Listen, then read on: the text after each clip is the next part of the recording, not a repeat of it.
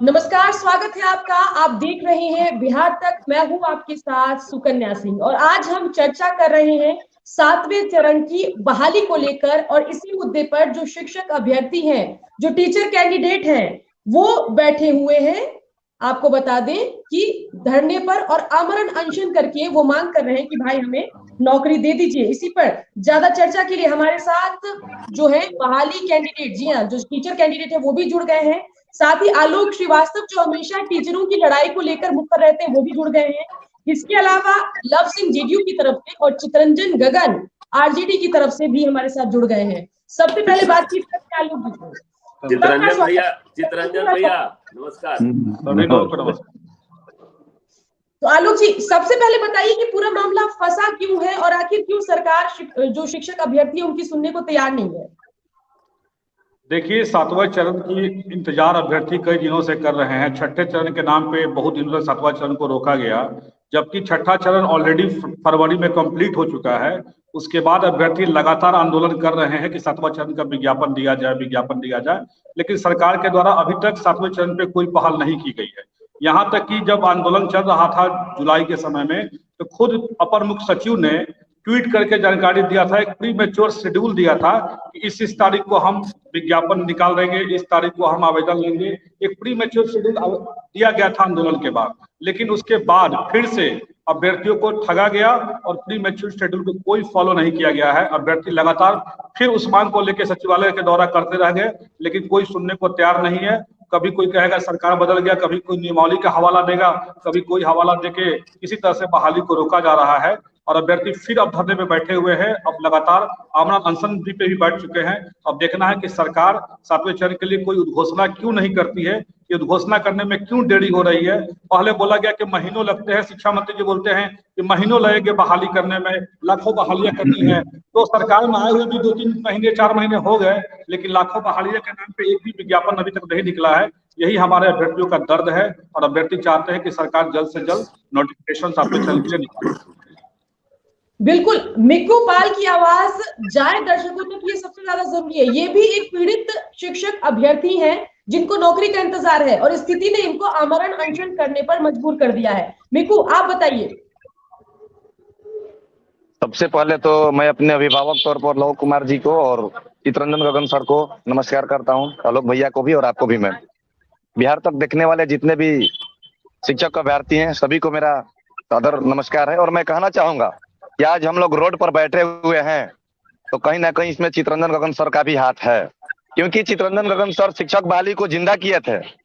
जब विपक्ष में थे तो अपनी ट्विटर के माध्यम से हमारे गर्दनी बाग आ करके लगभग पूरे विधायक और पूरे मंत्री जो थे वो भी आते थे, जो वर्तमान में विधायक थे वो भी आते थे और आश्वासन दिलाते थे कि हमारी सरकार होती तो हम लोग बहुत जल्द क्या शीघ्र क्या उसी समय दे देते आप लोगों को शिक्षक बहाली। और अभी गेंद इनके पल्ले में है। और चितरंजन गगन सर से हम लोग बार बार एक ही चीज करते हैं कि सर निवेदन है, हम लोग रोड पर बैठे हैं, वोट पर भेजिए। आपको आप बोलते हैं कि क्वालिटी ऑफ एजुकेशन चाहिए, तो क्वालिटी ऑफ एजुकेशन वाले तो तमाम शिक्षक बनने की विधि व्यवस्था जो होता है ना, अंतिम रूप से परीक्षा दे करके रोड पर बैठे हुए हैं। जब वो बोर्ड पर जाएंगे, क्योंकि मैम बिहार के जो सरकारी स्कूल होती है जिसमें आलोक भैया पढ़ाते हैं, पूछिए केवल उसमें गरीब गुरबा के लड़के पढ़ते हैं, उसमें कोई नेता मंत्री विधायक और अधिकारी के बच्चे नहीं पढ़ते हैं। और इसका कारण यही है कि लेट लतीफी की जाती है और नियमावली का हवाला दिया जाता है और चुनावी बलि बनाया जा रहा है इसको।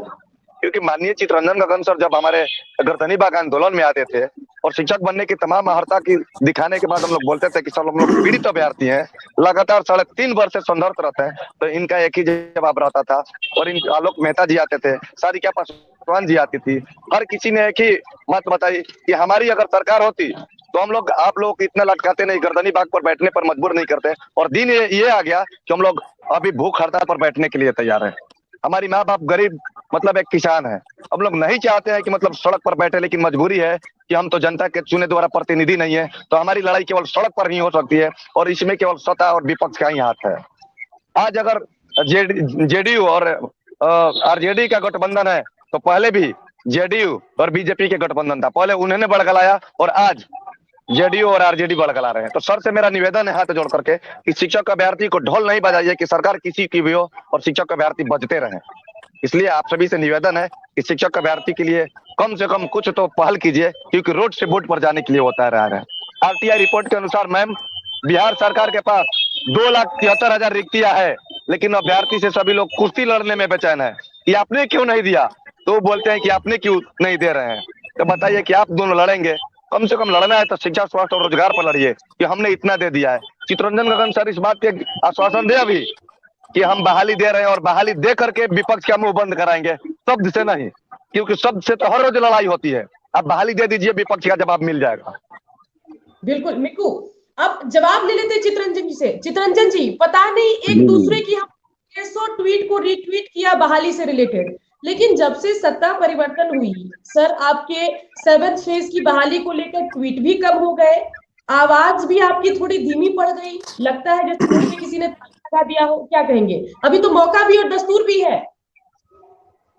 सुकन्या जी, देखिए अब काम करने का समय है, इसलिए ट्वीट जो करने की बात आप कर रहे हैं या आवाज उठाने की, अब सरकार में हम लोग हैं, महागठबंधन की सरकार है, तो अब काम करने का समय है। अब वो जो जिन सवालों को लेकर हम ट्वीट करते थे या इनके बीच जाते थे, आज उनको मूर्त रूप देने की जरूरत है और उस दिशा में सरकार काम कर रही है।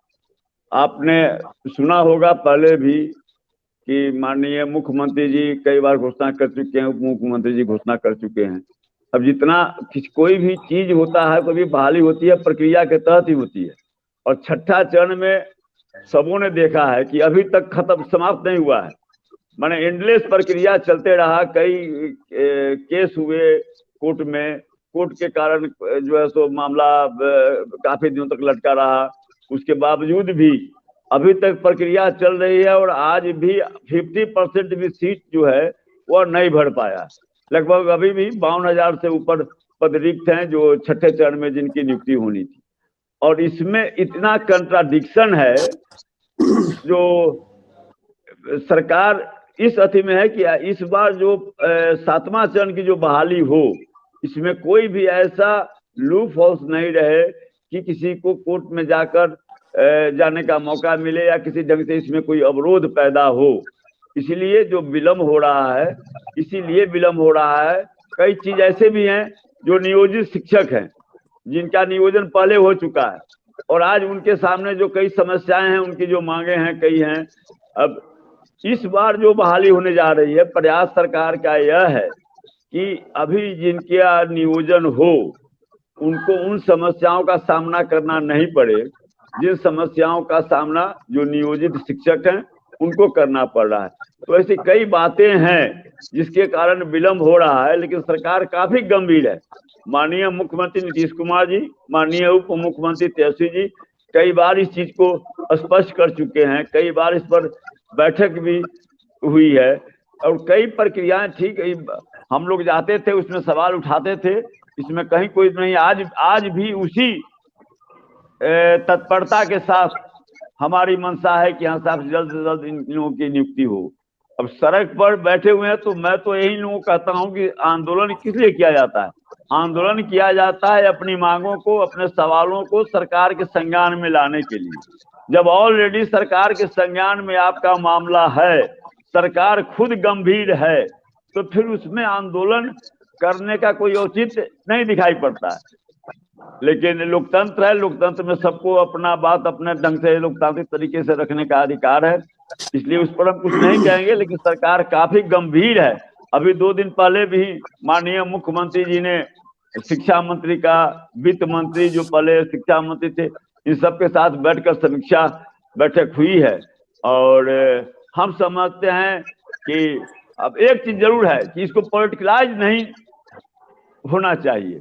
अब जिस ढंग से ये लोग चले गए उस दिन भाजपा कार्यालय में, और संजय जायसवाल जी लगे तकरीर देने, माने जिसको समझिए कि बेरोजगारी से इतनी सख्त नफरत है जिस दल को, जिसकी गलत नीतियों के कारण आज बेरोजगारी पूरे देश में, न केवल बिहार में, पूरे देश में एक भयंकर समस्या बन चुका है। आज वो अगर बेरोजगारी की बात करता है तो बड़ा आश्चर्य होता है। जब बिहार में रोजगार देने का सिलसिला शुरू हुआ, अभी मात्र 3 महीने में लगभग 50,000 नौजवानों को नियुक्ति पत्र दिया गया है। तो इसका नकल कर रही है केंद्र की सरकार, और नकल कर रही है। इसमें भी इतना फर्जी किया गया है। अभी परसों जो है सो रोजगार मेला लगाया गया, दावा किया गया कि 71,056 या 156 लोगों को नियुक्ति पत्र दिया गया है। अब उसमें जब उसके तह में जाइएगा तो आश्चर्य होगा कि किस ढंग से इसमें फर्जीवाड़ा किया गया है। जो 2018 में जो विज्ञप्ति निकली, 2019 में जिसका फिजिकल टेस्ट हो गया, रिटन टेस्ट हो गया, 2019 में उसका मेडिकल हो गया, फाइनल हो गया, 60,000 कुछ जो है सो वैकेंसी था जिसमें केंद्रीय अर्धसैनिक बलों में नियुक्ति होना था, उसमें मात्र 24,000 को जो है सो नियुक्ति पत्र दिया गया, जो ऑलरेडी काम कर रहे हैं, सेवा दे रहे हैं, और उन्हीं लोगों को बुला बुला कर नियुक्ति पत्र देने का नाटक किया जा रहा है। अब उस दल के पास जाकर जो है सो प्रेस कॉन्फ्रेंस कर रहे हैं, संजय जायसवाल जी प्रेस कॉन्फ्रेंस कर रहे हैं, जबकि पिछले सरकार में, एनडीए सरकार में अगर शिक्षकों की नियुक्ति नहीं हुई तो इसके लिए एकमात्र जिम्मेवार भारतीय जनता पार्टी रहा है, क्योंकि उस समय वित्त विभाग भारतीय जनता पार्टी के मातहत रहा है। लेकिन नीतीश कुमार नहीं चाह रहे थे कि बहाली हो। अच्छी बात है चित्ररंजन, नहीं, सुकन्या जी, नीतीश जी नहीं चाह रहे थे तब सरकार में मलाई खाने के लिए बैठे हुए थे, मलाई खाने के लिए बैठे हुए थे। जो नीतीश कुमार नहीं चाह रहे थे तो ये मलाई खाने के लिए बैठे हुए थे क्या? सवाल यह है कि वित्त विभाग इनके मातहत था, भाजपा के मातहत, और नियुक्ति में वित्त विभाग की एक महत्वपूर्ण भूमिका होती है, उसका अलॉटमेंट होता है, उसकी सहमति होती है। वित्त विभाग है, विधि विभाग है, इन सारे विभागों से क्लियरेंस के बाद ही नियुक्ति की प्रक्रिया आगे बढ़ती है। तो इसलिए वह झूठ बोल रहे हैं, आज जो है सो नीतीश कुमार पर आरोप लगा रहे हैं, जबकि इसके लिए सीधा जिम्मेवार भाजपा है। कभी जो है चाहती नहीं है, वह तो जो है सो केवल दूसरे मुद्दों पर, वह जो है सो हिंदू मुस्लिम पर, उर्दू हिंदी पर वोट देती है। उसको क्या मतलब है महंगाई से, उसको क्या मतलब है बेरोजगारी से? सर ठीक है, बीजेपी आरजेडी जेडीयू ज्यादा नहीं करेंगे। अच्छी बात यह है कि आपने कहा कि भाई हम अब काम करने के मोड में आ गए हैं, तो हम ट्वीट क्यों करें, मांग क्यों करें, हमारा काम पर ध्यान है, ये अच्छी बात है। और ये भी दिखाता है कि आप अभी भी डिटरमिन्ड हैं इन शिक्षक अभ्यर्थियों की बहाली को लेकर। तो आपने तो अपना पक्ष रखा, जेडीयू का पक्ष सुन लेते हैं। लव जी, छठे चरण की बहाली को लेकर ऐसे ही हम, आप, चित्ररंजन जी और आलोक बैठे थे, और उस समय साथ में हमारे 7th फेज की बहाली का इंतजार कर रहे शिक्षकगण थे। अब माफ कीजिएगा, 6th फेज की बहाली वाले थे। अब हमारे साथ 7th फेज की बहाली वाले बैठे हैं, साथ में आलोक जी भी हैं, चित्ररंजन गगन भी है, आप भी हैं।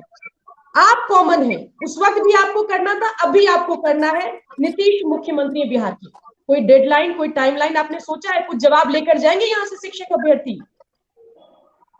सुकन्या, पिछली बार हम लोग बैठे थे, उसमें से आलोक जी आज स्कूल के बोर्ड पर बैठे हैं, रोड पे नहीं है, बोर्ड पे है।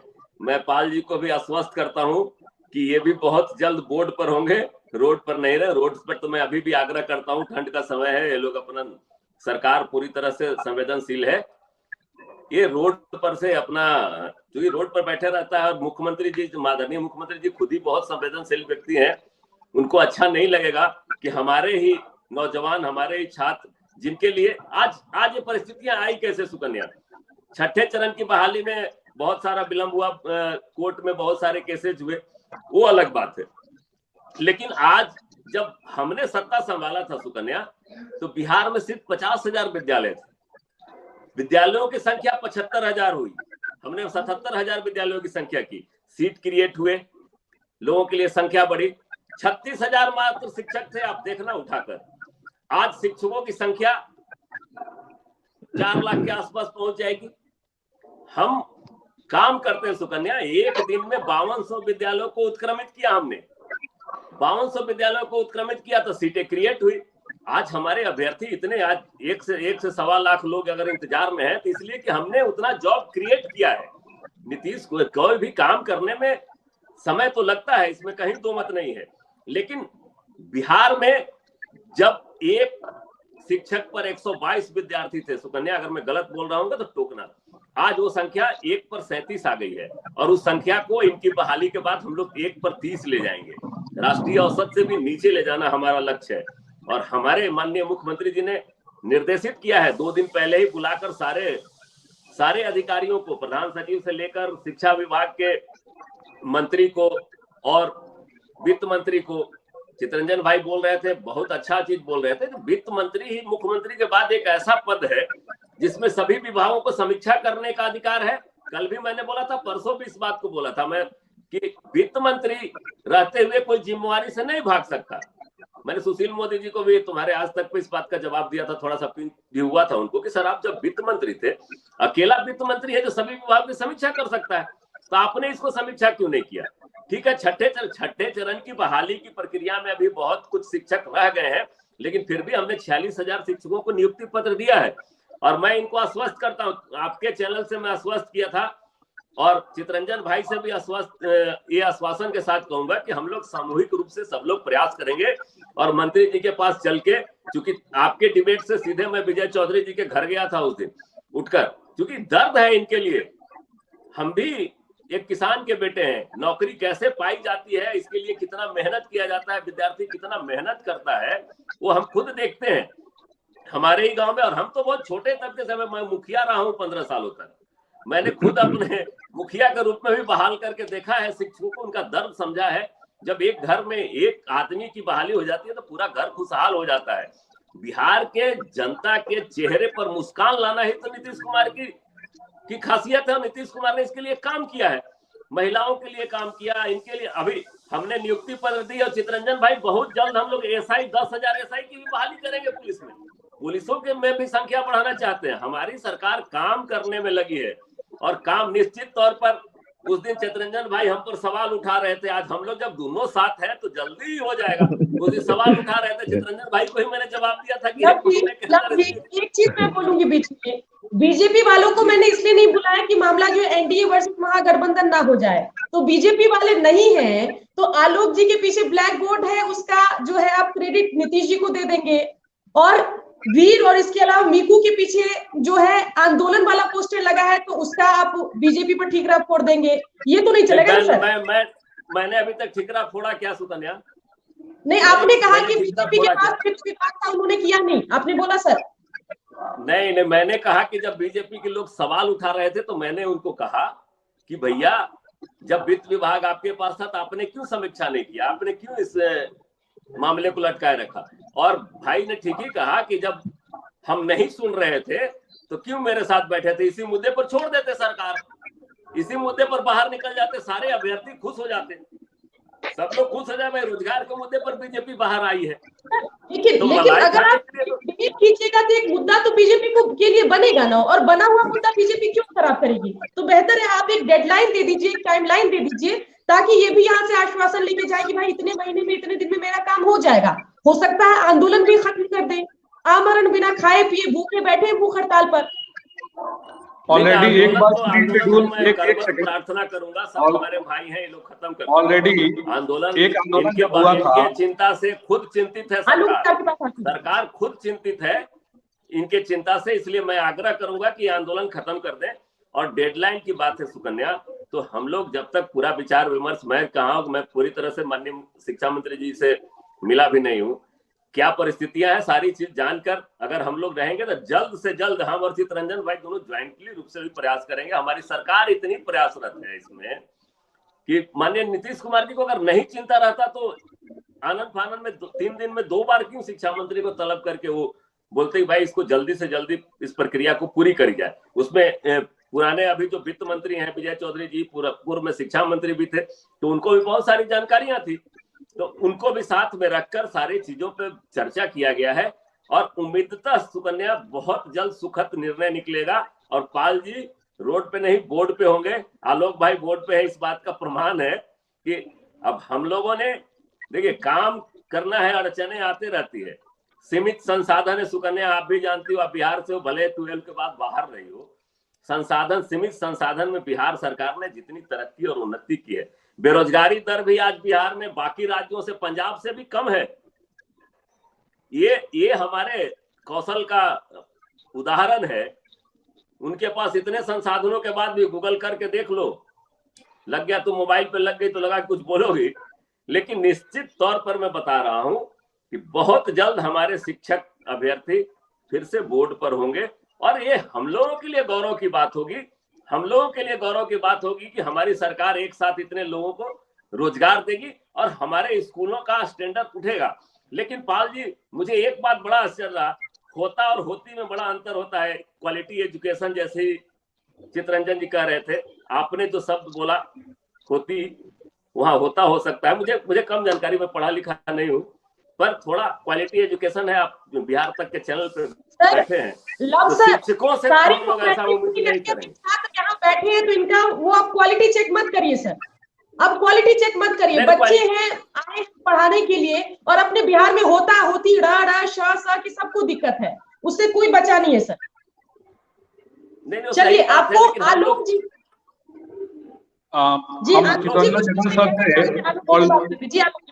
चितरंजन गगन सर से और लॉ सर से बस हमारा एक ही आग्रह होगा कि सर, इसके पहले भी अभ्यर्थी आंदोलन पे बैठे थे और शिक्षा विभाग के अपर मुख्य सचिव ने खुद ट्वीट करके एक प्री शेड्यूल जारी किया था कि फलाना तारीख से हम आवेदन लेंगे, फलाना तारीख से आप लोग का नियोजन प्रक्रिया शुरू हो जाएगा। तो हम चाहते हैं सर, ज्यादा कुछ हमारी मांग नहीं है, लेकिन अभ्यर्थियों की तरफ से इतना जरूर कहेंगे, कम से कम एक टाइमलाइन बता दीजिए। शिक्षा मंत्री जी प्रेस कॉन्फ्रेंस करके बता दें कि 7वां चरण हम शुरू करने जा रहे हैं 10 दिसंबर से, 15 दिसंबर से, या जनवरी में 10 जनवरी से। कोई एक टाइम फिक्स करके अगर घोषणा कर दे, अभ्यर्थी आंदोलन से उठ जाएंगे। बस उनका बस ये है कि शिक्षा मंत्री अपने मुख से कभी भी यह नहीं बोलते हैं कि हाँ इस तारीख से हम 7वां चरण शुरू करेंगे। वो सिर्फ बोलते हैं क्या कि बहुत जल्द शुरू हो जाएगी, लाखों बहालियां करनी है, महीनों लगेंगे। अभी कई महीने हो गए सरकार में आए हुए, लेकिन अभी तक महीने कब खत्म होंगे उस इंतजार के, यही हम लोग को जानना है। अभ्यर्थी यही चाहते हैं कि बस एक शेड्यूल शिक्षा मंत्री जी प्रेस कॉन्फ्रेंस करके दे दे, बस यही अभ्यर्थियों की मांग है। आलोक जी आपके पास में वीर भी शिक्षक अभ्यर्थी है, उनकी मैम एक मिनट मैम। आलोक जी देखिए, पिछली बार की बातें थी, निश्चित तौर पर ट्वीट करके जाहिर किया था, लेकिन सुकन्या बीच में जो त्रासदी हुई, ये कोरोना जैसी महामारी हुई, उसके चलते शेड्यूल में बहुत सारा गड़बड़ हुआ। और मैं निश्चित तौर पर आपको आश्वस्त करना चाहता हूं, फिर थोड़ी सरकार चेंजिंग हुई, उसके बाद परिस्थितियां बदलती है, नए शिक्षा मंत्री हैं, उनको थोड़ा समझने का समय हम लोगों को देना चाहिए। हम पाल जी से हाथ जोड़कर विनती करेंगे, हम किसी के भावना को आहत करने के लिए नहीं है, हम लोग आग्रह करेंगे निश्चित तौर पर आपके मांगों को पूरी सहानुभूति के साथ सुना जाएगा, और आपके बात सुना ही नहीं जाएगा, इसको पूरा किया जाएगा। पाल जी, मैं आपको आश्वस्त करता हूं कि माननीय मुख्यमंत्री जी जो कहते हैं उससे कभी पीछे नहीं हटते। हमने कहा ना कि इतना जॉब तो हमने क्रिएट किया ना, अगर 50,000 से विद्यालय आज रहे होते तो इतने पद कहां से आते, इतने उत्क्रमित विद्यालय हम नहीं किए रहते। अगर हम 5200 विद्यालयों को एक दिन में उत्क्रमित नहीं किया रहता सुकन्या, तो इतने पद कहां से सृजित होते। हमने पद को सृजित किया उसको भरने के लिए, और हमारा लक्ष्य है कि हम एक विद्यार्थी पर 30 से नीचे ले आए, एक शिक्षक पर 30 से कम विद्यार्थी ले आए। सुकन्या, चलिए, बहुत आपको शुभकामना आपके लक्ष्य के लिए। हमारे साथ वीर सिंह भी शिक्षक अभ्यर्थी शुरू से जुड़े हुए हैं, उनकी बात भी दर्शकों तक पहुंचा देते हैं। वीर, आप क्या कहना चाहते हैं, बताइए। मैडम, ये मैं जेडीयू के प्रवक्ता से मैं ये जानना चाहूंगा कि आखिर एक डेट दे दें कब तक ही आवेदन लेंगे, कारण कि अभी सीटेट दिसंबर आएगा, फिर उसमें अभ्यर्थियों की संख्या बढ़ जाएगी, जो अभी कट ऑफ था कम से कम 4-5% तो और अधिक बढ़ जाएंगी। तो जो 3 साल से इंतजार कर रहे हैं अभ्यर्थी, उनके साथ कैसे न्याय होगा। ठीक है, मिकू भी बीच में कुछ कहना चाह रहे थे। मिकू, आप भी अपनी बात रखिए। बात करेंगे। मैम अपनी बातों को मैं बस 2 मिनट के अंदर रखता हूँ, ठीक ना। देखिए, जो हमारे लोक कुमार सिंह सर बोल रहे हैं, जो चितरंजन गगन सर बोल रहे हैं कि आंदोलन स्थगित कीजिए, तो मुझे शौक नहीं आंदोलन करने के लिए। हम लोग आंदोलन करने के लिए नहीं गर्दनी बाग में मजबूरी में आए हुए हैं, और लोकतंत्र की खूबसूरती यही है कि हम जनता के चुने हुए प्रतिनिधि नहीं है। हम आंदोलन कर मुद्दा को संज्ञान में आपके लाते हैं, और मुद्दा आपकी संज्ञान में हो जाती है। बहरहाल आप केवल आश्वासन देते हैं और आश्वासन पर खरे नहीं उतरते हैं, तो हम क्या करेंगे बताइए। आपका राजनीतिक लड़ाई बीजेपी के साथ, संजय जायसवाल जी के साथ हो सकता है, और हम शिक्षक अभ्यर्थी बलि का बकरा क्यों बनते हैं। आपको बहाली करानी है तो तिथि क्यों नहीं बतानी है। दूसरी चीज हम ये भी बता दें कि बिहार बीमार है क्योंकि यहाँ पर बेरोजगार की भरमार है। बिहार बीमार है क्योंकि यहाँ पर बेरोजगार की भरमार है, और एक MP MLA का सीट खाली हो जाती है तो उपचुनाव की तिथि आ जाती है। हम 4 साल से संघर्ष कर रहे हैं, क्या आपको दिखाई नहीं देती है? हम जानते हैं कि शिक्षक बन करके स्कूल में जाएंगे, लेकिन कब? बहुत सारे हमारे साथी हैं जिनका एज समाप्त होने वाला है। अगर उनका एज समाप्त हो जाएगा तो क्या आप अपने जगह पर जॉब दीजिएगा? हमको इतना बताइएगा, आपका तो काम चल जाएगा सर। आप किसी पार्टी से हैं, राजनीतिक घराने से हैं, राजनीतिक कार्य करते हैं, हम शिक्षक अभ्यर्थी हैं, पढ़े लिखे केवल एक शिक्षक और हर्ता धारण कर सड़क पर बैठे हुए हैं। आप हमारी बातों को अगर सीरियस नहीं लीजिएगा, केवल आश्वासन दीजिएगा, तो हम क्या करेंगे? आत्मदाह के सिवा हमारे पास कुछ नहीं बचेगा। और माननीय मुख्यमंत्री जी बहाली कराने की चपेट में नहीं है। अगर करानी होती तो उस समय भी मुख्यमंत्री जी वही थे। एक तिथि घोषणा करने में क्या दिक्कत है? हम आज घोषणा करते हैं गर्दनी बाग से कि हम अभी के अभी चले जाएंगे अपने साथियों से बोल करके कि सभी लोग घर जाइए। क्या दिसंबर में बहाली शुरू करेंगे? वो 4 साल हो गया मैम, मेरा उम्र 29 वर्ष हो गया, मेरे साथियों को उम्र 42-43 वर्ष है। बताइए कि किस प्रकार बहाली की प्रक्रिया शुरू होगी? बीरबल का खिचड़ी क्यों बनाया जा रहा है इस बहाली को? हांडी ऊपर है और आग नीचे है, या तो आग के ऊपर ले जाइए या हांडी के नीचे लाइए। 7वीं चरण प्राथमिक विज्ञप्ति जो है ना, वो केवल आश्वासन का शिकार है। और माननीय मुख्यमंत्री जी चाहेंगे तो एक दिन का भी समय नहीं लगेगा। नियम और नियमावली का हवाला दिया जाता है केवल 7वें चरण अभ्यर्थियों का। क्यों? हम पूछना चाहते हैं कि हम लोगों ने क्या ऐसा गुनाह किया है? क्या शिक्षक बनने की राह अपनाई है इसीलिए? आपका ये उपचुनाव में कितने समय लगता है? कोरोना काल में भी आपका चुनाव चलता रहा। आप सत्ता के अदल बदल करते हैं, लेकिन हम अदल बदल कहाँ करें साहब? हम तो बेरोजगार हैं और शिक्षक बनने के लिए कातुर हैं। आप जो आलोक भैया को बोल रहे हैं कि अभी आप स्कूल में हैं, तो उनसे पूछिए कि सरकार ने 4 सालों में मात्र 42,000 बहाली बने। क्या इसमें छाती पीटने वाली बात है? 4 सालों में 42,000 क्या होती है? हमारी संख्या 95,000 थी, उसमें से आपके योग्य अभ्यर्थी नहीं मिले, 42,000 ही मिले। आपकी लेंदी प्रक्रिया है, तो इसके लिए आपको समस्या का समाधान करना पड़ेगा ना।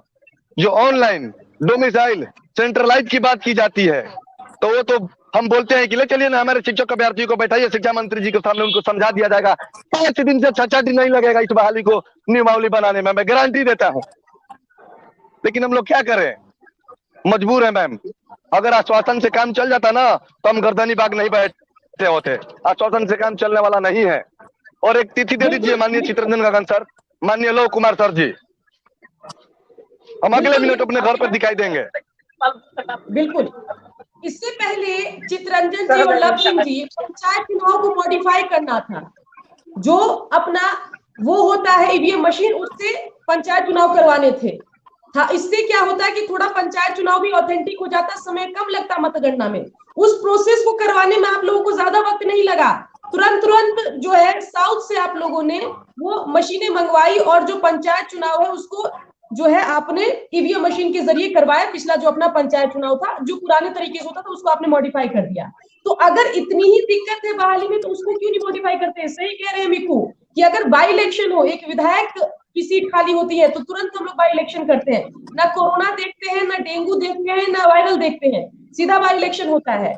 लेकिन इन बच्चों की जिनकी उम्र निकल रही है, कुछ की शादी अटकी है, लड़के लड़की दोनों है, कई लड़कियों से मेरी बात होती है, वो कहती है कि मैम अगर टीचर बन जाऊंगी तो अच्छा घर परिवार मिल जाएगा, माँ बाप को दहेज नहीं देना पड़ेगा।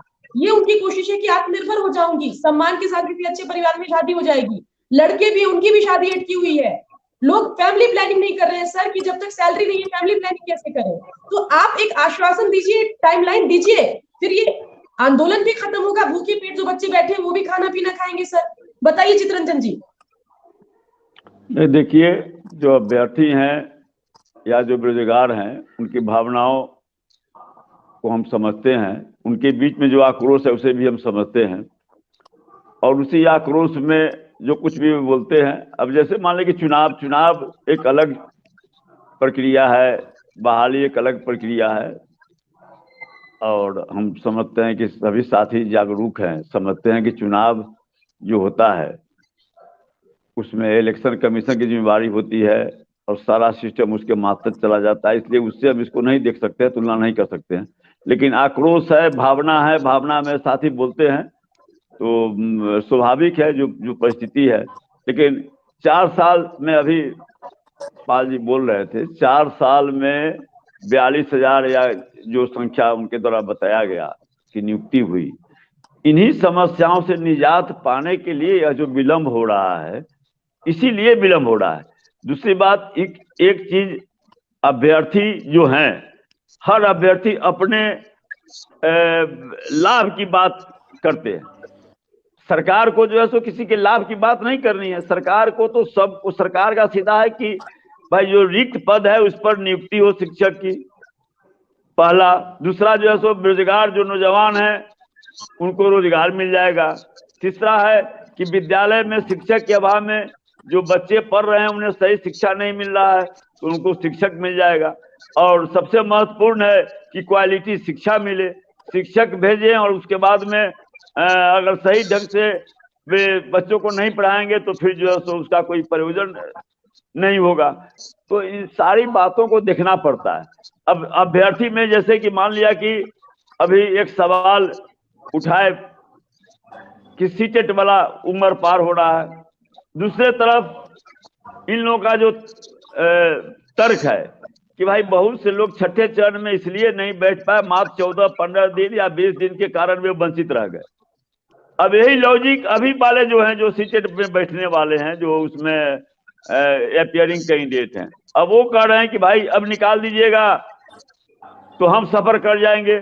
तो मैं यह कह रहा हूं कि इधर से कितनी बातें हैं। अब जैसे कि अब उसमें कहीं बात चलती है 60-40 की बात चलती है, कहीं चलती कि नहीं साहब 60-40 नहीं हो, उसमें उनको नंबर ज्यादा आ गया, उसमें हमको नंबर कम आ गया। तो इस तरह की कई बातें हैं। तो जो अभ्यर्थी हैं, अभ्यर्थी में इतने कैटेगरीज हैं और सबकी अपनी अपनी समस्याएं हैं और उसके अनुसार वे समाधान उसका चाहते हैं। सरकार तो तटस्थ है, सरकार तो किसी का पक्ष, सरकार को चाहिए कि यहाँ क्वालिटी एजुकेशन हो, नौजवानों को रोजगार मिले, विद्यालयों को शिक्षक मिले, शिक्षकों की बहाली हो। तो इसलिए उन सारे जो कई कैटेगरीज हैं अभ्यर्थी में, उन सब के भावनाओं का ख्याल करते हुए जो राज्य के हित में जो बेहतर होगा, शिक्षा के क्षेत्र में जो बेहतर होगा, उस पर निर्णय लेना है। इसलिए आप जो सोचते हैं आपका एक पक्षीय सोचते हैं, सरकार को एक पक्षीय नहीं सोचना है। इसलिए विलंब क्या, इसका बहुत सा कारण है। दूसरी बात प्रक्रिया जो है, बहुत से लोगों का कमेंट आता है कि पहली कैबिनेट में, तो पहली कैबिनेट में क्या, पहली कैबिनेट के पहले आप इस चीज को समझिए, पहली कैबिनेट की बैठक के पहले जो है सो जब 10 तारीख को माननीय मुख्यमंत्री जी और माननीय उप मुख्यमंत्री का शपथ ग्रहण हुआ है, 15 अगस्त को माननीय मुख्यमंत्री जी ने गांधी मैदान में घोषणा किया था और जिस दिन शपथ लेने के दिन ही तेजस्वी जी ने घोषणा किया था। लेकिन आप प्रक्रिया को बारीकी से समझिए, जब हम सरकार में है तब हमको वह समझने का मौका मिला। नहीं, मैं बता रहा हूँ, मैं सरकार में हूँ तब मैं भी जब विपक्ष में था, मैं जब सरकार में मेरी पार्टी नहीं थी, हमने इतना नजदीक से इसको नहीं देखा था, तो मैं भी यही समझ रहा था। लेकिन एक अगर किसी प्रस्ताव में अगर केवल हर्षिकार और द्विकार में अशुद्धि होती है तो उसको शुद्ध करने में 1 सप्ताह समय लग जाता है। जो प्रक्रिया है, फाइल फिर वहां से ऊपर से सिक्योरिटी से फिर जाएगा सेक्शन में, सेक्शनल हेड होते हुए डीलिंग क्लर्क के यहाँ, वहां से फिर बढ़ेगा। तो प्रक्रिया को हम नजरअंदाज नहीं कर सकते हैं। और बड़ी बात यह है कि प्रक्रिया में थोड़ा सा भी कहीं भी अगर लूप होल्स होगा तो जैसा मैंने कहा, इतने कैटेगरीज हैं शिक्षक अभ्यर्थी में कि जैसे दूसरे को मौका मिल जाएगा तुरंत जाकर वह कोर्ट में चैलेंज कर देगा, मामला लटक जाएगा। विलंब का कारण यह है, और कहीं मंशा में, नियत में कहीं से भी लेस मात्र भी इसमें कोई इफ बट नहीं है। माननीय मुख्यमंत्री जी हो, माननीय उप मुख्यमंत्री जी हो, माननीय शिक्षा मंत्री जी हो, या महागठबंधन का सरकार हो, या महागठबंधन में जो शामिल दल हैं, मैं ही नहीं, अब कल की माले के साथ ही आप क्या जाते थे, महागठबंधन में शामिल हैं, क्या उनकी बेचैनी नहीं है? मेरी बेचैनी नहीं है। मैं लव जी भले ही नहीं जाते होंगे क्योंकि सरकार में थे, लेकिन मैं तो जाता था और मैंने लोगों को वहां भेजते भी थे। हम अपने विधायक को, अपने नेता को भेजते थे, ट्विटर पर हो या जो भी अभियान चलता था उसमें शामिल रहते थे। तो आपसे कम बेचैनी और दर्द मेरे दिल में नहीं है, सो बात नहीं है। लेकिन जो सिस्टम है उस सिस्टम को हम बाईपास नहीं कर सकते हैं। थोड़ा भी अगर बाईपास करने का कोशिश होगा जी सर, इस बहाली को जो आप बोल रहे हैं नियम और नियमावली, क्योंकि कैटेगरी अभ्यर्थियों को अलग है, कोई कैटेगरी नहीं है। आप बहाली दीजिए, नियमावली कोई लगाइए। बहाली को नियमावली का हवाला दे करके, सर 1 मिनट, हमने आपको बातों को बहुत प्रमुखता से सर सुनी है। और एक चीज हम कहना चाह रहे हैं कि आप जो नियमावली का हवाला दे रहे हैं, तो नियमावली कोई भी लगाइए, लेकिन बहाली सीधे दीजिए। अगर बाद में देते हैं 60-40 लगाइए, कोई दिक्कत नहीं है। अगर बाद में देते हैं तो नए सीटेट शामिल होंगे, और जो 4 साल 3 साल पहले सीटेट पास करके बैठे हुए उनका क्या होगा। और जिस चित्ररंजन का तरफ से बात आपसे एक और बात है मेरा, कि लव कुमार सर कह रहे हैं, सर लव कुमार सर कह रहे हैं कि रहा रही में फर्क, तो ये चीज शिक्षा मंत्री जी को समझना चाहिए, क्योंकि वो हमारे राज्य के शिक्षा मंत्री हैं। उनको चीन पाकिस्तान दिखाई देता है कि चीन को और पाकिस्तान को बहाली नहीं देंगे। बहुत सारी ऐसी चीजें हैं जिनको लगता है। तो अब हम कहना चाहेंगे कि भारत को संविधान में शिक्षा मंत्री जी जो बने हैं, उनका भी योगदान एक होना चाहिए ना, कि नहीं होना चाहिए। वो तो प्रोफेसर है, उनको शब्दों को मर्यादा को ख्याल रखना चाहिए कि हम क्या बोलने जा रहे हैं। और आंकड़ा जो आप बोल रहे हैं, माननीय तेजस्वी जी ने 10 लाख का आंकड़ा दिया था, नीतीश जी ने 10 लाख और बढ़ा दिया 20 लाख, लेकिन मिला कितना? इस आंकड़ा को घटाइए ना, काम को घटाइए, घटाइए, बढ़ाइए नहीं। पाल जी विषयांतर नहीं है। देखिए, गंभीर विषय पर चर्चा हो रही है, विषयांतर नहीं है। जैसे आपने कहा ना, मैंने कहा कि जैसे जिस प्रकार माने जो अभी अभ्यर्थी हैं, उनका कहना है कि मैं 15 दिनों से पिछड़ गया, छठा चरण में मैं इसलिए मुझे मौका नहीं मिला क्योंकि एक डेट तय हो गया और उसके बाद मेरा रिजल्ट निकला। तो इसी ढंग से देखिए, इसी आप लोगों को मैं बराबर कहता हूं कि कंट्रोवर्शियल बात आप नहीं रखिए। कंट्रोवर्शियल बात रखने से आप जब रखते हैं तो उसका आप पर निगेटिव असर पड़ता है। आप जब यह कर रहे हैं, एक तरफ जब आप यह कर रहे हैं कि मैं 15 दिन के कारण मैं सफर कर गया, मुझे मौका नहीं मिला छठा चरण में, तो अब जो सीटें देने वाले हैं वे आप ही के लॉजिक को सामने रख रहे हैं। वो कह रहे हैं कि भाई हमको क्यों सफर आप करवा रहे हैं, जब इतना दिन तक हुआ तो 15 दिन का आप क्यों नहीं रुक रहे हैं। सर, इसका मतलब साफ हो गया, इसका मतलब आज साफ हो गया चित्ररंजन सर कि आप लोग इस बहाली को लटका रहे हैं नया सीटेट वाले हैं। नहीं, चीज मैं बता दूं, नहीं बात यही है, जो 15 दिन का हवाला दे रहे हैं पाल जी सुनिए, सुन लीजिए। आपके हितैषी होने के नाते मैं आपके हितैषी होने के नाते मैं कह रहा हूँ कि जो कंट्रोवर्शियल मैटर है उसको आप सरकार पर छोड़ दीजिए। उस पर आप जो है सो डिबेट में या कहीं भी उसको चर्चा का विषय नहीं बनाइए। मैं आपके हित की बात नहीं कर रहा हूँ। मैं ऐसे भी निजी तौर पर भी बातचीत में आपको मैंने कहा था कि इन सब मुद्दों को आप जो है सो चर्चा में, डिबेट में नहीं लाइए। आप जो है सो सरकार पर छोड़ दीजिए, आप अपना काम कीजिए, आप अपना मामला संज्ञान में लाइए। और सर देखिए, आप जो बोले नया सीटेट वाले आएंगे, तो दिक्कत ये है कि जो हमारे भाई बहन जो 3.5 साल से, लोग भैया मैं गलत बोल रहा हूँ तो आप इस पर जरूर बोलिएगा, जो 3.5 साल से पास करके बैठे हुए हैं, उनको समस्या होगा कि नहीं, क्योंकि उनका मैट्रिक इंटर जो है वो 2010, 2008, 2012 के है। तो स्वाभाविक है कि उनका जो नंबर है वो 60% लाने में बहुत हो जाएगा। सर एक मिनट, अभी वर्तमान जो स्थिति है 80, 84, 82 मुश्किल नहीं है लाना। तो दोनों का अगर नियमावली एक ही होगा 60-40, तो बताइए दिक्कत होगा कि नहीं होगा। और ये बहाली अभी आप देते हैं, जब आपकी बहाली करानी है तो तिथि क्यों नहीं बतानी है। जब आपकी स्पष्ट मंशा है कि हमको नियोजित कराना है, बहाली देनी है, तो एक तिथि भी बतानी होती है। आप सभी मिलकर के इस मुद्दा को चुप्पी लगाए हुए सर बैठे हुए हैं, ये अच्छी बात नहीं है। अगर चुप्पी तोड़ते हैं, हम आज वादा करते हैं कि गर्दनी बाग से चले जाएंगे। जी बोलिए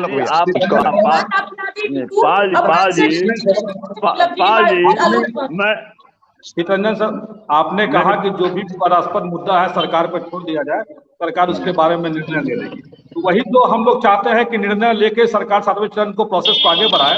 अगर 60-40 की नियमावली सरकार को सूट करती है तो वही नियमावली संशोधित करके उसको आगे बढ़ाया जाए। सर हम लोग कहीं मांगे 7वें चरण के लिए कोई डेट जल्दी अनाउंस करिए सर, बस यही अभ्यर्थियों का डिमांड है कि डेट जल्द से जल्द अनाउंस किया जाए।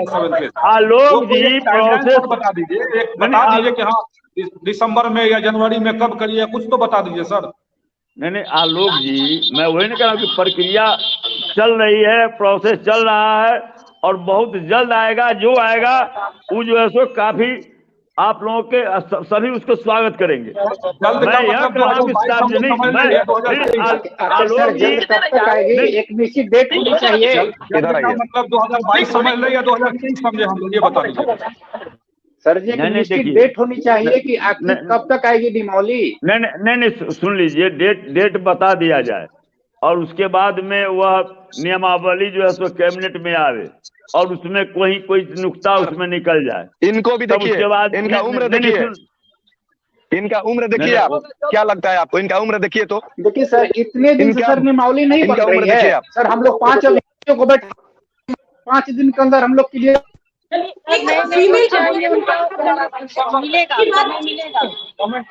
मीकू, क्या वो कुछ कहना चाह रही थी? उनको बोलने का मौका दीजिए, क्योंकि पुरुषों की समस्या, बोलिए मैम। महिलाएं क्या क्या गोथरू इसमें उम्र बढ़ रही है और क्या क्या दिक्कतें घर परिवार में होती है। और सर, जो आपको व्यक्तिगत लाभ दिख रहा है वो व्यक्तिगत लाभ नहीं है, व्यक्तिगत घर की परेशानी है सर। मैम कुछ बोलना चाहेंगे हम। हाँ बोलिए बोलिए। जो नए स्टूडेंट आएंगे, जो बाद में पास करेंगे, उनको तो बहुत समय मिलेगा। हम लोग के पास तो अब समय नहीं है। हम लोग इतना मेहनत से पढ़ के इतना किए हैं और अभी ये हम लोग को टाइम दे रहे हैं। हम लोग तो पास कर चुके थे तब ना 14 दिन से छठे, अभी एग्जाम होना है, रिजल्ट होना है, तो उनको तो बहुत ज्यादा समय लगेगा। तब तक तो बहुतों का उम्र निकल जाएगा।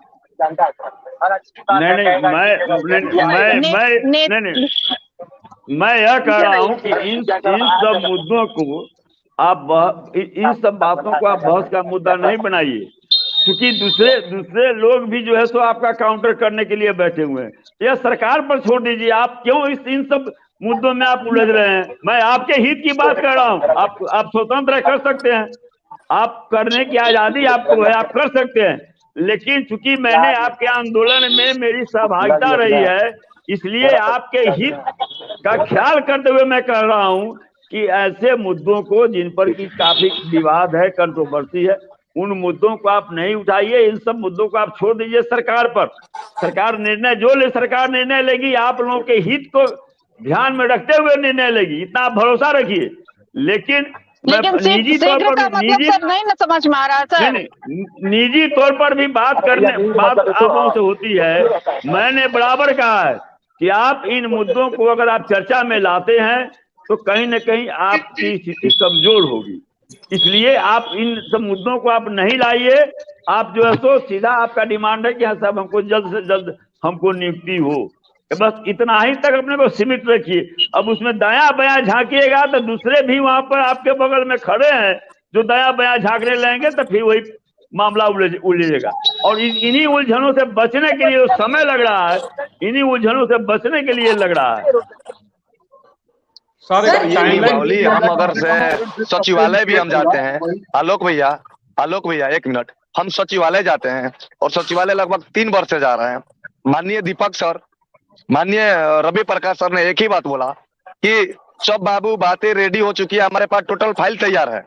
अगर शिक्षा मंत्री जी का जिस दिन मन होगा उस दिन आप लोगों का बहाली आ जाएगा। ये परसों दिन की बात है, मैं सचिवालय गया था। तो अब बताइए चित्ररंजन गगन सर जो ये बात बोल रहे हैं, दोनों मैच कर रहे हैं क्या? इससे पहले भी मैं गया था, इससे पहले भी मैं गया था और विजय कुमार चौधरी जी से मिला था मैं, जो पूर्व शिक्षा मंत्री थे। विजय कुमार चौधरी जी क्या बोले कि बाबू हमारे पले में जब तक गेंद थी हम बहाली देना चाह रहे थे, लेकिन अभी ये पले और राजद के पले में है और राजद जब चाहेंगे तब दे देंगे। तो आप एक दूसरे के ऊपर सर लड़ाई कीजिए और रह गया। देखिए हम लोग नहीं चाहते हैं बहाली में किसी प्रकार का कोई देर हो। आप एक तिथि दे दीजिए, एक तिथि दे दीजिए, हम लोग छोड़ देंगे। सुन लीजिए।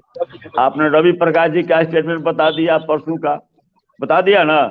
परसों ही ना मुख्यमंत्री जी के साथ शिक्षा मंत्री जी और माननीय वित्त मंत्री जी की बैठक हुई है। देखिए किसी के पास आप जाइएगा, किसी के पास तो वह आपसे पाला झाड़ने का प्रयास करेगा। कोई भी आप किसी के पास जाइएगा, किसी पदाधिकारी के पास। अब जैसे कि आपने माननीय वित्त मंत्री जी जो तत्काल वो पहले शिक्षा मंत्री थे, उनकी आपने चर्चा की, आपने बाइट उनका देखा है परसों। अगर उस बाइट को देखे हुए रहते तो जो बाइट दिए वास्तविकता वही है। उनका बाइट आप देखिए, परसों जब मीटिंग के बाद में निकले हैं, उन्होंने कहा है कि जल्द नियुक्ति होगी। सरकार नहीं चाहती है कि कोई कानूनी पचड़ा में यह मामला फंसे। अब परसों उनका बाइट देख लीजिए। इसलिए और जब माननीय मुख्यमंत्री जी खुद जिस चीज को मॉनिटरिंग कर रहे हैं, उसमें अब दूसरे कौन क्या बोलते हैं उसका बहुत महत्व नहीं है। माननीय मुख्यमंत्री जी का सार्वजनिक रूप से बयान आ गया है, सार्वजनिक रूप से कई बार बोले हैं। लेकिन जो भी आएगा फैसला आप लोगों के पक्ष में आएगा। आप लोगों को निजी तौर पर भी बात मैं बराबर कहता हूं कि आप कभी भी विवादास्पद मुद्दा को नहीं उठाइए, जिन मुद्दों पर आप जानते हैं कि मामला में दूसरे पक्ष के लोग भी दबाव बनाने लेंगे। इसलिए आप बराबर आप इतना भरोसा रखिए। अब समय देने की बात है, मैंने कहा ना कि समय तो जो है सो कभी भी हो सकता है, कभी भी हो सकता है, और माने बहुत लंबा खिंचाने वाला नहीं है। भाजपा ऐसे 2022 में हो जाएगा सर, 2022 में हो जाएगा सर, उम्मीद करें हम लोग। नहीं देखिए, यह जो है सो सरकार के स्तर पर तय होगा। हम लोग पॉलिटिकल पार्टी के वर्कर हैं, हम सरकार में हमारी पार्टी शामिल है, लेकिन हम यह कहने के अधिकारी नहीं है कि हाँ 2022 में होगा। लेकिन जो स्थितियां हैं, जिस ढंग से सरकार को हम देख रहे हैं, माननीय मुख्यमंत्री जी, माननीय उप मुख्यमंत्री जी को जो बेचैनी हम देख रहे हैं, हम नहीं समझते हैं कि शायद जो आप लोग सोच रहे हैं ऐसी कोई बात होने वाली है। जो आपके भ्रम है, मैं सीधे तौर पर आपको कहना चाहूंगा कि जितने भी भ्रम आपके दिल में है, उन भ्रम को निकालिए। सरकार आपके अनुकूल फैसला करने वाली है। जो भ्रम है, उस भ्रम को मैं समझ रहा हूं। आप उसको बहुत जगह ओपन होकर बोल देते हैं। मैं निजी तौर पर भी कहता हूं कि इन बातों को आप ओपन तौर पर नहीं बोलिए। आप जैसे बस केवल अपनी नियुक्ति की मांग कीजिए। सरकार को क्या है, सरकार को 3 लाख शिक्षक बहाली करना है, 3 लाख नौजवानों को नौकरी देगी। सीधा सवाल है। अरे आपको नहीं मिलेगा, दूसरे को मिलेगा, लेकिन आपको तो सोचना है 3 कि लाख के आपको सर, 3 लाख के भर्तियां कब आई थी कि 3 लाख हो गई बहाली? कब आप फॉर्म निकाले थे? देना है, जब फॉर्म ही नहीं तो फिर बहाली कैसे कर दिए सर? आप सुनिए ना पहले। आप जैसे अब ये लव जी बोले, आप नहीं सुने। लव जी बोले तो आप सुने नहीं। इन सब चीजों को आप नहीं समझ पाइएगा। आपको मैं बराबर कहता हूं, निजी तौर पर भी कहता हूं कि आप लोग अपना अहित नहीं कीजिए। आपकी हित की बात सरकार सोच रही है और आप अपने अहित की बात सोच रहे हैं। ठीक है सर, अपने तजुर्बे के आधार पर आपने कुछ मशवरा दिया। मिकू युवा है, उनका अपना बात करने का तरीका है, पेट खाली है, भूखे बैठे हैं, तो एग्रेशन नजर आएगा सर। हो सकता है बोलते बोलते कुछ कंट्रोवर्शियल भी बोल दे, क्योंकि उनको चिंता है कि तनख्वाह आ नहीं रहा। 29 साल का जो लड़का है वो खाली बैठा है और कुछ करने की बजाय बैठ के धरना दे रहा है कि सरकार नौकरी। घर का सर अलग प्रेशर है। माँ बाप को उम्मीद होती है कि लड़का अगर 25 क्रॉस कर गया तो कुछ पैसा लगाकर घर में चूल्हा चलेगा, तो उसका प्रेशर हम आप शायद यहाँ बैठकर एसी कमरे में नहीं समझेंगे सर। चित्रंजन जी, खाली पेट भूखे बच्चे बैठे हैं। पिछली बार नहीं देखिए, तेजस्वी धरना पर बात कर रहे थे डीएम से, वीडियो वायरल हो गया था सर। इस बार आपकी तरफ से आश्वासन देके इनको घर क्यों नहीं भेजता है? क्या वीडियो वायरल नहीं देखे, नहीं समझे। तेजस्वी यादव धरना स्थल पर पहुंचे थे पिछली बार और वहीं से डीएम साहब को करके बोले थे कि भाई इनको कहीं धरना करने का जगह दीजिए, और उनका ये जो वीडियो है वायरल हुआ था। सबने देखा था कितना कंसर्न है तेजस्वी, जब नेता प्रतिपक्ष थे, आज मुख्यमंत्री है। चलिए तेजस्वी यादव उप मुख्यमंत्री बन गए, अब जनता की बहुत ज्यादा जरूरत नहीं, बिजी है, कोई तो आए आरजेडी की तरफ से। आपको इसलिए बार बार बोल रहे हैं क्योंकि आरजेडी वालों से ज्यादा उम्मीद है। नीतीश जी तो पहले भी सरकार में थे और उनका स्टाइल अलग है। आप लोग जमीन से थोड़ा काम करते हैं, आप भी चाहते हैं तेजस्वी भी सर। बोलिए। नीतीश जी खुद काफी गंभीर हैं। नीतीश जी खुद काफी गंभीर है इस मसले पर, और हर विभाग में खोज कर जहां भी जो भी रिक्तियां हैं, पदाधिकारियों को निर्देश है एक एक रिक्ति जहां से हो उसको खोज कर लाओ और नौजवानों को नौकरी देना है। कल भी तेजस्वी जी बोले, आप नहीं मान किए। 10 लाख हम कहां से देंगे? शिक्षकों की बहाली नहीं होगी, स्वास्थ्य में बहाली नहीं होगी, पुलिस में बहाली नहीं होगी, तो 10 लाख का संख्या पूरेगा कैसे? तो सरकार का जो टारगेट है कि 10 लाख नौकरी देना है, तो उसमें सबसे बड़ी संख्या शिक्षकों की है। तो इसलिए जो है सो सरकार, माननीय मुख्यमंत्री जी खुद काफी गंभीर हैं। आप उनका कई बार उनका बयान आप देखिए, सार्वजनिक उन्होंने पदाधिकारियों को, लेकिन सिस्टम है ना। और बयान से सर चित्रंजन सर गंभीरता डेट दीजिए। यही माननीय मुख्यमंत्री जी थे और लिखित आश्वासन मिला था कि जुलाई माह के लास्ट में हम लोग 7वीं चरण के प्राथमिक विज्ञप्ति दे रहे हैं, कृपया कर धरना प्रदर्शन को बंद करें। ठीक, हम लोगों ने छोड़ दिया। जब लिखित झूठा हो सकता है तो मौखिक कैसे पूरा होगा? आपका तो काम ही है मौखिक करने का। जब लिखित आपका अधिकारी के द्वारा, एक IAS आईपीएस का लेटर फेल हो जा रहा है, तो आप जो बोल रहे हैं कैसे सोच होगा। दूसरी चीज, आपने बोला था निजी तौर पर भी कि मिकू पाल जी दिसंबर तक आप लोग स्कूल में होंगे, क्या आपका बात ये सच साबित हुआ? दिसंबर तक सरकार आप लोगों को मिठाई खिलाने के मिलेगा? सर अगर हम लोग गुस्सा में बोलते हैं तो उसका कारण मतलब यह है कि झूठा आश्वासन, और बार बार सुनते हुए हम लोग पक चुके हैं। हमारे पास सिवाय पाने के अब खोने के लिए कुछ नहीं बचा है। हम लोग क्या कुछ कर सकते हैं? हमारे हाथ में क्या है सर प्रदर्शन के अलावा? हम लोग किससे बात करें? क्यों नहीं तेजस्वी जी मिलने के लिए समय देते हैं कि हाँ प्रदर्शनकारियों के बीच में जाकर के अपनी बातों को रखे और एक तिथि का मतलब घोषणा करे कि हाँ हम जनवरी में ही देंगे? क्यों नहीं वो बोलते हैं? महीनों लग सकते हैं, सालों लग सकते हैं, सालों में तो बहुत सारे साल हैं। बिल्कुल। आलोक, आप कुछ बोलिए। बस हम चितरंजन सर से और लॉ सर से बस यही आग्रह करेंगे कि जब आपने अभी सुना कि अपर मुख्य सचिव सर ने खुद दिया था रिटर्न आश्वासन इन लोग को जुलाई के महीने में 7वां चरण स्टार्ट किया जाएगा, लेकिन अभी तक स्टार्ट नहीं हो पाया, अभी भी अभ्यर्थी आंदोलन कर रहे हैं। तो हम लोग का बस यही एक डिमांड है कि आप कह दीजिए खुद से कि हाँ हम 7वां चरण जनवरी में शुरू करेंगे, दिसंबर 2022 में शुरू करेंगे। लॉ सर ने कहा कि बहुत सारे स्कूल खुले हैं तो पदों का सृजन हुआ है। लॉ सर हर पंचायत में हाई स्कूल और उच्च विद्यालय खुल गए हैं, लेकिन शिक्षक नहीं है। 2020 से स्कूल कैसे चल रहा है इसके बारे में भी सर थोड़ा पता कर लीजिए। इसलिए हम चाहते हैं कि 7वां चरण की बहाली जल्द से जल्द हो, इसका कोई एक डेट फिक्स करके अनाउंस करिए सर, क्योंकि बिना शिक्षकों के विद्यालय चलाना बहुत मुश्किल हो रहा है, खासकर हाई स्कूल +2 और प्राथमिक में भी। समझ लीजिए कि 3.5 लाख पोस्ट वैकेंट है, जिसमें मात्र 42,000 सीट छठे चरण में भरी हुई है। तो अभी भी कितना वैकेंट सीट है इसका आप अंदाजा लगा सकते हैं और कैसे पढ़ाई की व्यवस्था होगी। इसलिए हम लोग को आग्रह है कि सर एक कोई टाइमलाइन बता दीजिए सर कि 7वां चरण कब स्टार्ट होगा। अभ्यर्थी आश्वासन से उब चुके हैं सर, एक ठोस पहल करिए और आश्वासन के जगह पे एक टाइमलाइन सर दिया, ताकि अभ्यर्थी जो है अपने आप को आंदोलन से दूर रखे, आंदोलन को खत्म करे। लेकिन जब तक कोई आपको डेडलाइन नहीं दीजिएगा अभ्यर्थी तो आंदोलन करेंगे ही। आखिर वो कर भी क्या सकते हैं, उनके पास कोई रास्ता है नहीं, वो आंदोलन करेंगे ही। इसलिए सर आग्रह है आप लोगों से कि कोई ठोस पहल करके 7वें चरण जब सदन चलेगी उसी समय हम लोग भी करने के लिए तैयार होंगे। अब सुप्रिया जी आज्ञा दीजिएगा, थोड़ा आज्ञा देते, हमको थोड़ा जाना था इधर। ठीक है चितरंजन जी जाइए, समय आपके पास थोड़ा कम है अभी, लेकिन उम्मीद यही कि आप जाएंगे जहां पर धरना चल रहा है गर्दनीबाग, और वहां पर आप जाकर आश्वासन देंगे हमारे अभ्यर्थियों को कि भाई ये डेट है, ये टाइमलाइन है, ये लास्ट डे है, इस दिन तक कम से कम बहाली हो जाएगी। लव जी बहुत देर से चुप बैठे हैं, अब उनको ही मौका देते हैं। लव जी आप बोलिए। नहीं सुकन्या, मुझे जब आप कहते हैं, मैं बारी के बीच में कभी बोलता ही नहीं हूँ, मेरी आदत भी नहीं है। और मैं निश्चित तौर पे चितरंजन जी के इस बात से सहमत हूँ कि सरकार के बाहर रख के चीजें बहुत सरल दिखती है, लेकिन जब सरकार में आ जाते हैं तो प्रक्रिया। और आलोक जी की इस बात से मैं पूरी तरह विश्वास रूप से मैं उनको कह रहा हूँ कि जो पहले जो आश्वासन दिए गए थे आलोक जी, उसके बाद थोड़ी परिस्थितियां बदली है, सरकारें बदली, और सरकार बदलने के बीच में मुख्यमंत्री जी को बीच में कोरोना हो गया और बहुत सारी परिस्थितियां ऐसी आई।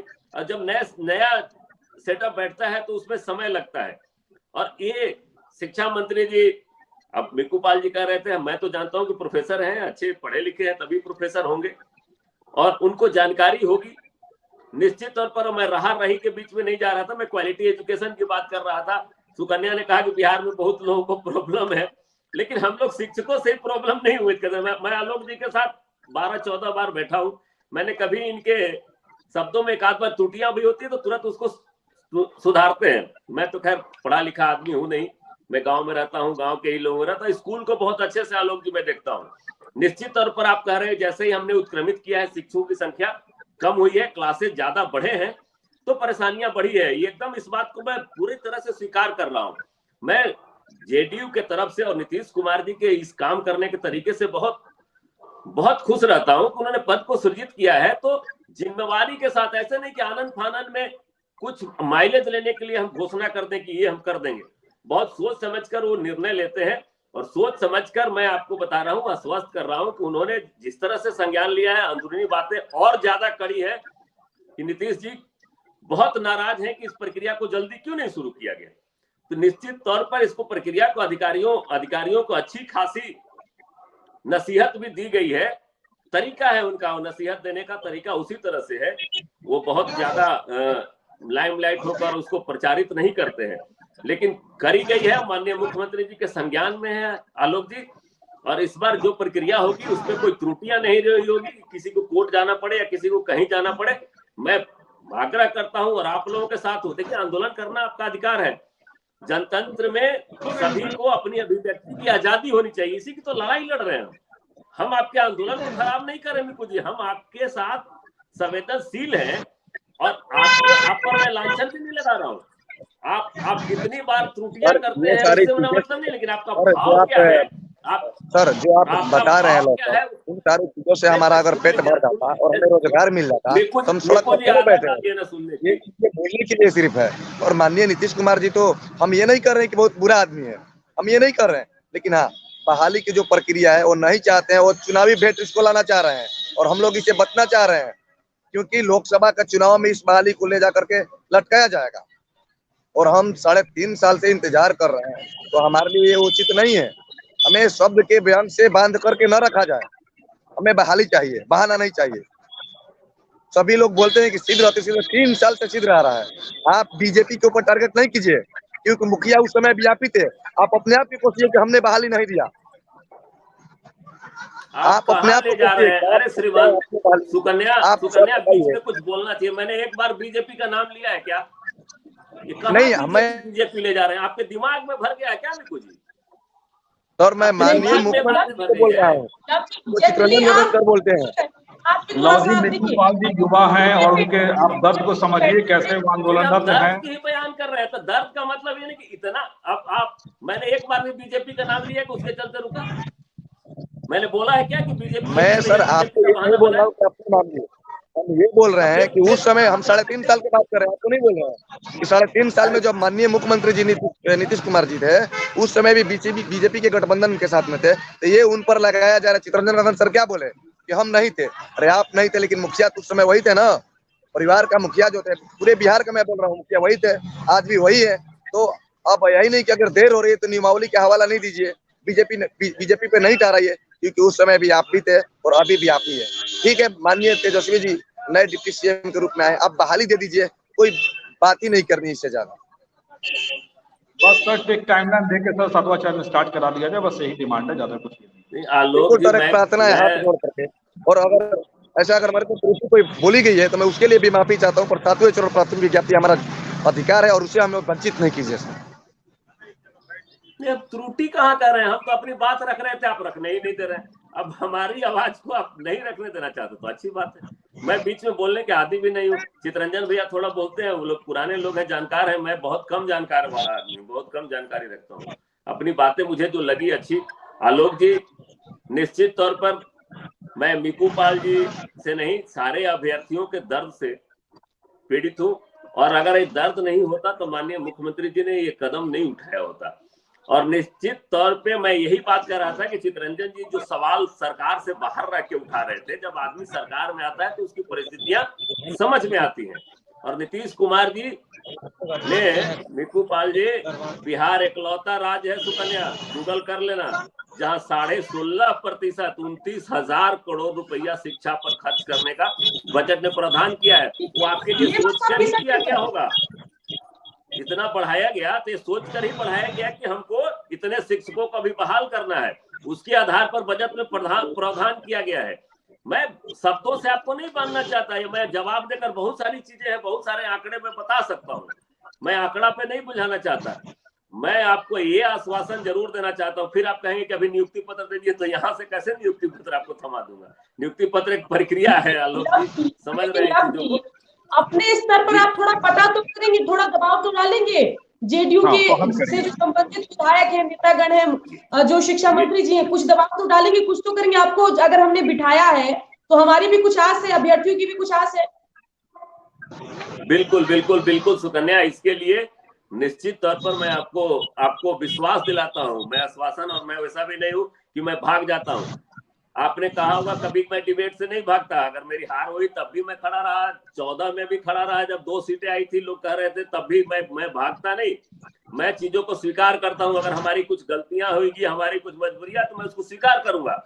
निश्चित तौर पर अधिकारियों से इस पर संज्ञान लेके बात किया जाएगा।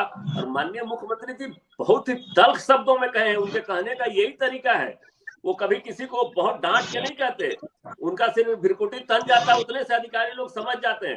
क्योंकि अगर उनको दर्द नहीं हुआ होता तो 2 दिनों में 2 बार सारे अधिकारियों को बुलाकर इस बात को नहीं कहते सुकन्या। माननीय मुख्यमंत्री जी ने कहा है और शिक्षा मंत्री जी को भी तलब किया है, वित्त मंत्री जी को भी कहा है कि कोई बहाना नहीं होना चाहिए, कोई त्रुटि नहीं होनी चाहिए। देर थोड़ी है लेकिन दुरुस्त होगा, इस बात को हम पूरा विश्वास के साथ कहते हैं और हम लोग पूरी तरह से प्रयास करेंगे। और मैं आलोक जी को उनकी बहाली के लिए शुभकामना देता हूं। उसके बाद पहली बार मिला हूं, ऐसे ही मिकू पाल जी को भी शुभकामना देने का हमको मौका मिले, मैं यही सोचकर आपके चैनल पे बैठा हूं। अगली बार जब बुलाएंगे तो मैं इनको भी शुभकामना दे दूंगा। चलिए, तो एक बात तो है लव जी, जो सीधा मिकू का भी सवाल था उस पर आप क्लियरली थोड़ा आंसर कर दें। मिकू को ये डर सता रहा है कि इस बहाली को खींचकर लोकसभा चुनाव के आसपास न ले जाया जाए, लोकसभा चुनाव में माइलेज देने के लिए, ऐसी उसको आशंका है। ठीक है सर, तो लग रहा है उतना डिले तो नहीं होगा सर? नहीं सुकन्या, राजनीति से इसको नहीं जोड़ना चाहिए। मैं मिकू जी के इसी बात से थोड़ा सा डिफर हो गया था कि बीच में हम कुछ नहीं बोल रहे, बीच में भाजपा भाजपा भाजपा जोड़ रहे हैं, तो इसलिए भाजपा कोई सवाल ही नहीं है। ये सवाल भाजपा ने कंधे पर हाथ रखा है तो थोड़ा तो बीजेपी करेंगे सर। पहले आरजेडी करते थे, तेजस्वी करते थे। नहीं, देखिए विपक्ष का ये काम है। आरजेडी ने भी विपक्ष में थे तो सवाल उठा रहे थे, अच्छी बात है, उठाना चाहिए। लोकतंत्र में किसी के सवाल को दबाने के लिए तो सवाल सरकार से ही पूछे जाएंगे। मैं तो खुश होता हूँ मेरे से कोई सवाल पूछता है तो सवाल पूछने से मैं डरता नहीं हूँ। सरकार में हम है तो सवाल हम ही से पूछे जाएंगे, बीजेपी से सवाल नहीं पूछा जाएगा। आज के डेट में बिहार में बीजेपी अपना काम कर रही है, विपक्ष में होती है तो बीजेपी बहुत अच्छा काम करती है सुकन्या। मैं पहले भी देखा हूं कि सिलेंडर हमारी बहन स्मृति जी सर पे लेके घूमती थी। मैं विपक्ष में बीजेपी को बड़ा पसंद करता हूं, भगवान करे हमेशा वो विपक्ष में बने रहे। उनको विपक्ष में वो बड़े अच्छे मुद्दे उठाते रहते हैं, अच्छी बात है। इन मुद्दों पर सत्ता के लोगों को संज्ञान लेना भी चाहिए और हम लोग लेंगे और संज्ञान लेकर जल्द से जल्द इन लोगों की बहाली करी जाएगी। बस यही आश्वासन मैं आपको दे सकता हूं, क्योंकि नियुक्ति पत्र मैं यहाँ से नहीं दे सकता। बिल्कुल, आलोक हमारे साथ। आलोक, आपकी जर्नी जो है वो जर्नी ये लोग चाहते हैं कि जिस अंजाम पर आपकी जर्नी पहुंची इनकी भी पहुंचे। जरा ये बताइए कि आंदोलन से लेकर शिक्षक बनने का, ब्लैक बोर्ड के आगे बैठने का जो आपका सफर रहा है वो कैसा रहा, और अपने एक्सपीरियंस के आधार पर आपको क्या लग रहा है कि कितना वक्त अभी लगेगा? काफी संघर्ष करना पड़ा। कई बार हम लोग आंदोलन किए गर्दनीबाग में, खुद लॉजी भी कई बार डिबेट में आए, चर्चाएं हुई, आखिर अंजाम तक पहुंचा। लेकिन हम लोग बस यही कहना चाहेंगे कि थोड़ा संघर्ष करना पड़ा हम लोग को। वो संघर्ष हम लोग नहीं चाहते कि आने वाली जो अभ्यर्थी हैं उन लोग को करना पड़े। अभी देखिए कि 90,000 वैकेंसी निकली थी छठे चरण में और मात्र 42 सीटें भर पाई 4 सालों में। 4 सालों में हम 42 सीटें भर पाए हैं। इसके 4 सालों में हम लोगों ने लाखों पद सृजित कर दिए हैं, हाई स्कूल से लेकर प्राइमरी स्कूल तक। तो हम यही कहना चाहेंगे कि प्रक्रिया ठीक है, प्रक्रिया सवाल चल रही है। और खुद शिक्षा मंत्री जी ने 2 दिन पहले के लिए जानकारी दी है कि हम नए नियमावली संशोधित करने जा रहे हैं। तो बस हम लोग भी यही चाहते हैं कि नई नियमावली संशोधित कर दिया जाए और 7वां चरण को जल्द से जल्द स्टार्ट कर दिया जाए। बस यही हम लोग का है। और काफी दिक्कतें हम लोग को ही थी, ये ऑफलाइन प्रक्रिया की वजह से, नियोजन प्रक्रिया होने की वजह से। अब तो ऑनलाइन तमाम तरह के सुधार हो चुके हैं, सुनने में आ रहा जैसा। और पहले नियमावली की एक कॉपी वायरल भी हुई थी, वो पता नहीं सच था कि झूठ था। तो उसको देखते हुए हम लोग बस यही आग्रह करेंगे जल्द से जल्द 7वां चरण स्टार्ट करा दिया जाए। जो परेशानी हम लोग को हुई वो आगे अभ्यर्थियों को न हो। बिल्कुल बिल्कुल। इसके अलावा लव जी, जो धरना स्थल पर जो बैठे हुए हैं वो लोग भूखे प्यासे बैठे हैं, क्या आप उनसे गुजारिश करेंगे, रिक्वेस्ट करेंगे कि खत्म करें? अब थोड़ा टाइम लग रहा है, वो लगेगा लेकिन हो जाएगा। मैं आपको दिखा दूं, देखिए अभी जो लव जी हमारे साथ बीच में आ जा, चलिए बताइए, बात पूरी कीजिए लव जी। निश्चित तौर पर मैं इन लोगों से पहले भी शुरुआत में ही आग्रह किया हूँ कि आप लोग अपना धरना प्रदर्शन को समाप्त करें, और फिर मैं आग्रह कर रहा हूँ कि आप लोग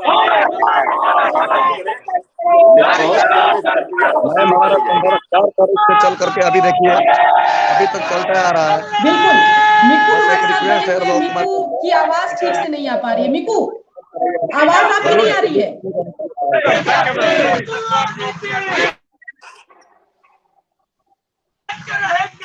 मिकू कुछ कहना चाह रहे हैं क्या? बोलिए।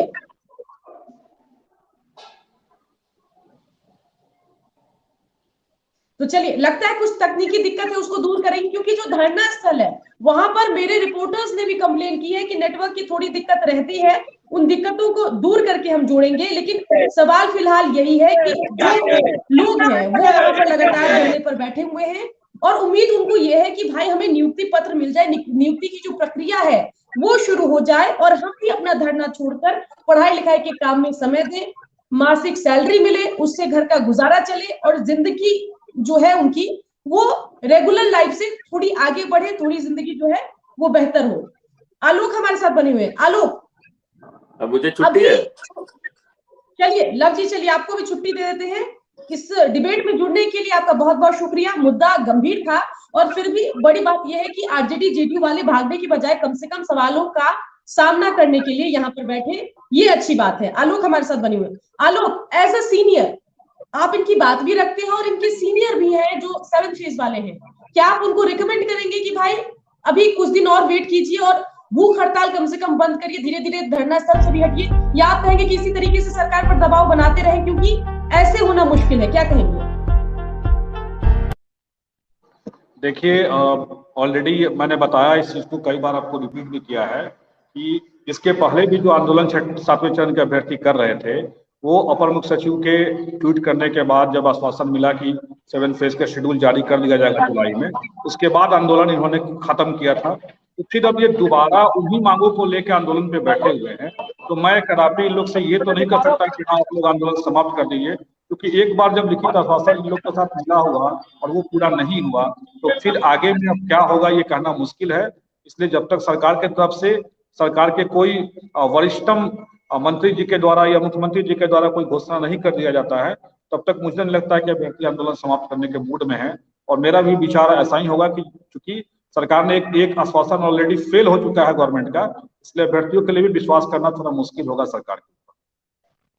तो चलिए आलोक, इस चर्चा में आप जुड़े उसके लिए आपका बहुत बहुत शुक्रिया। और मेरे जितने भी 7th फेज के जो अभ्यर्थी हैं, जो धरना स्थल पर जो बैठे हैं वो भी और जो घर में बैठे हैं वो भी, उन सब से मैं यही कहूंगी कि बेशक सरकार को देर लगे सवेर लगे, लेकिन बिहार तक जो है लगातार आपकी आवाज बनता रहेगा। आपकी बात को जो सत्ता में बैठी सरकार है, चाहे आरजेडी के नेतागण हो या फिर जेडीयू के नेतागण ही क्यों ना हो, उन तक हम पहुंचाते रहेंगे। और जो आपसे जुड़ी खबरें हैं वो भी हम लगातार दिखाते रहेंगे, ताकि जो कान बंद करके सरकार बैठी है उनकी कान में जो है आपकी शोर गूंजे, वो बहाली की प्रक्रिया को आगे बढ़ाएं। फिलहाल इस चर्चा में जुड़ने के लिए मेरे सभी दर्शकों का बहुत बहुत शुक्रिया।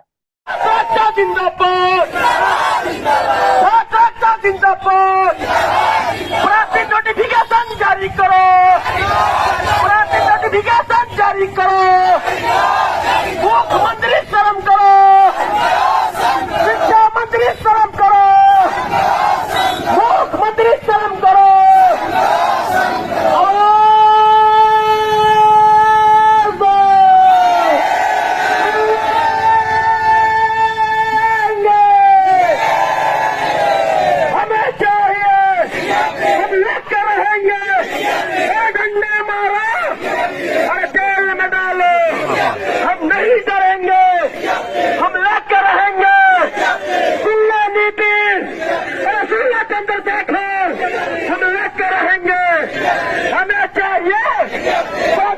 जारी करो, नोटिफिकेशन जारी करो।